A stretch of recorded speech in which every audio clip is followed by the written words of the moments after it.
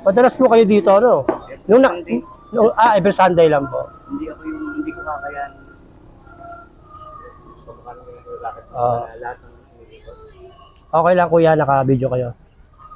Ano po ako, isa pa akong charity vlogger. sige, okay So, lang, okay. okay lang i-upload natin. Okay lang. Malay na. Pangalawa ka. Opo.